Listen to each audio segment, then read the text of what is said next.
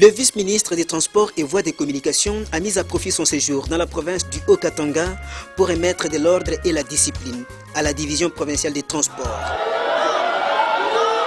Les agents ne juraient que par le départ de leur chef de division Mbako, qui aurait l'habitude de tenir des propos discourtois à l'endroit des femmes travailleuses de sa division. Pendant plus de 3 mois, ils se sont décidés d'arrêter le travail. Il a fallu l'arrivée du vice-ministre Simplice Ilunga Monga pour que la mesure des grèves soit levée. Tous ont été invités au travail, chacun à sa place. Jusqu'à nouvel ordre, l'agent le plus gradé de la division va assumer la suppléance. Je pèse bien mes mots, il s'agit de la suppléance. Il ne pourra ni permettre déranger qui que ce soit. Chacun reste là où il est. En attendant les actes administratifs que nous allons poser très prochainement. Pour ce qui concerne messieurs les chefs de division Mbako, mis en cause par la délégation syndicale, il va patienter dans sa position actuelle. Il ne pourra pas interférer dans la gestion jusqu'à ce que les actes administratifs soient posés. Il n'y a pas de raison d'acclamer. Vos acclamations dénotent pratiquement de la volonté d'empoisonner la situation une fois encore. Aussi pour messieurs Banzé suspendu, ex-chef de division suspendu, il restera dans la même position jusqu'aux actes administratifs prochains. Je voudrais que les comptables les fassent en urgence avant que je ne quitte. C'est-à-dire demain, les rapports de la gestion de la rétrocession pendant les 2 mois. Il doit dire à quoi l'argent a été affecté. Je pense que je suis clair. Concernant la délégation syndicale, vous avez l'obligation maintenant d'aller lever les scellés que vous avez posés. Sûrement, certains d'entre vous se sont compromis, soit sur le plan administratif, soit sur le plan judiciaire. Et alors, soyez assurés que là aussi, les dossiers vont être ouverts.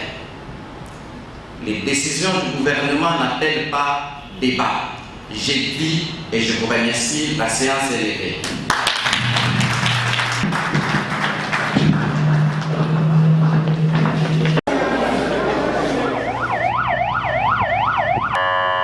Après Lubumbashi, le vice-ministre Simplice Ilunga Monga a franchi l'étape de Likasi, sa ville, située à 120 km de Lubumbashi. Il est dans son fief électoral où il est sorti maillot jaune lors des élections législatives de 2011. En premier lieu, la présentation des civilités aux autorités urbaines. La maire adjointe, Brigitte Pondomonga, s'est dit heureuse de recevoir ses membres du gouvernement central et fils de Likasi.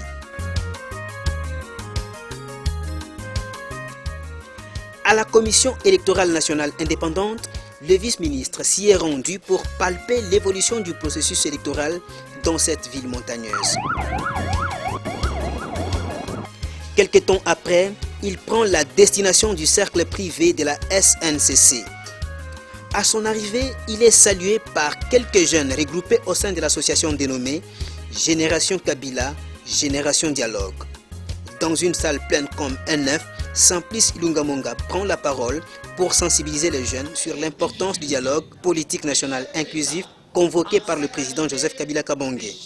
Il préfère les dire en Swahili pour la meilleure audition. Une nouvelle génération. Na Kabila, une nouvelle génération.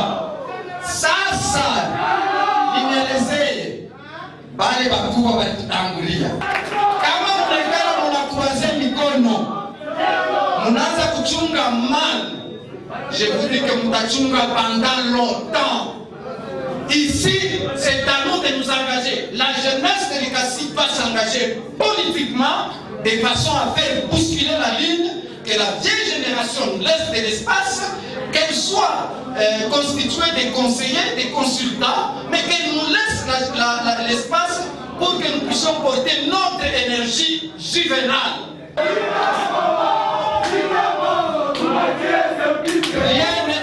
Séance tenante, ces membres du gouvernement central président la cérémonie d'installation officielle du mouvement des jeunes dénommé Génération Kabila, Génération Dialogue.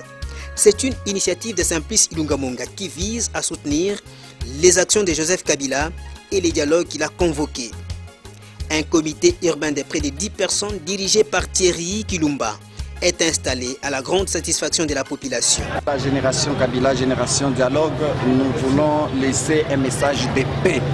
C'est-à-dire, nous invitons la jeunesse de l'ICASI à pouvoir s'engager politiquement. Et s'engager politiquement, c'est prendre une position de paix pour ce qui nous concerne. Elle doit travailler pour la promotion de la paix. Nous ne voulons plus réexpérimenter en fait, les violences d'autrefois et les conséquences des guerres que nous avons connues et qui sont des tristes mémoires pour ce qui nous concerne. Mais alors, nous attirons l'attention de ceux qui sont en face de nous en disant que c'est une jeunesse pacifique, mais s'ils descendent sur la rue, nous descendrons aussi sur la rue pour exprimer notre position. Et ça, il faudra que les autres comprennent, ce n'est pas de la violence, mais ils disent, ils manifestent aujourd'hui, nous aussi nous manifesterons aujourd'hui.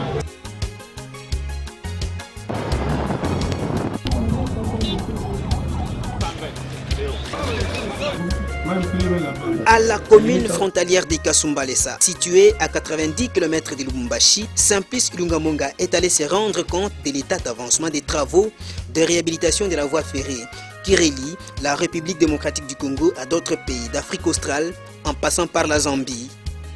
Les balastres, les traverses et les rails ont été remplacés sur l'axe compris entre Kasumbalesa et Baya grâce au programme de la révolution de la modernité initié par Joseph Kabila Kabange. Le vice-ministre des Transports et Voies des Communications s'en est personnellement rendu compte après avoir parcouru plus de 10 km à bord du tracteur de la SNCC, une société qui se relance conformément à la promesse faite par le chef de l'État.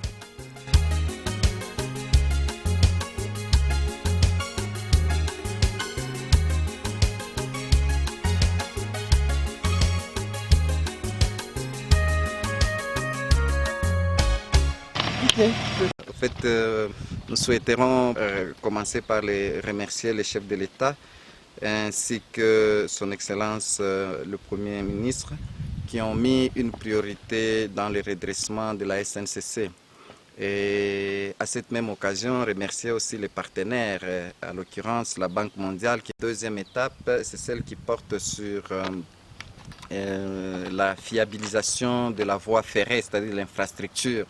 Et pour ce qui concerne les tronçons Lubumbashi-Sakanya, il est suffisamment fiabilisé, mais il reste un tronçon qui est inquiétant, c'est la partie même de la cité de Kasumbalesa, c'est-à-dire la traversée de la cité de Kasumbalesa où on assiste pratiquement à une interférence des inciviques, mais aussi de la population riveraine qui a construit en désordre sans tenir compte des normes urbanistiques, mettant en danger, en péril pratiquement la voie. Et c'est sur ça que nous pensons nous pencher. Mais en gros, les efforts sont très très louables. Nous devons encourager les responsables de la SNCC.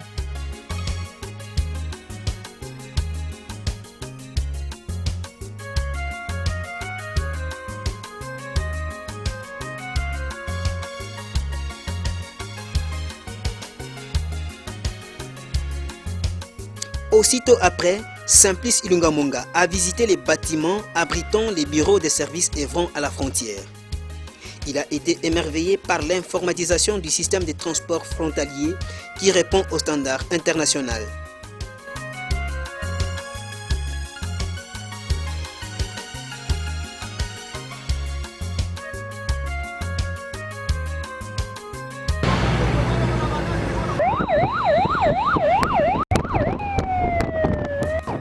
autre étape de visite a conduit ces membres du gouvernement central à Kolwezi, dans la province du Lualaba. Aussitôt arrivé, il a rencontré le DG de la SNCC Ilunga Ilunkamba, avant de prendre place à bord des laboureuses. Le vice-ministre Simplice Ilunga Monga et sa suite ont pris la destination de la voie ferrée qui relie la province du Lualaba en République démocratique du Congo à celle de Luena en Angola. Le constat est amer à plus ou moins 8 km de Kolwezi, sur les tronçons compris entre la carrière Kinanga et la cité de Luilou.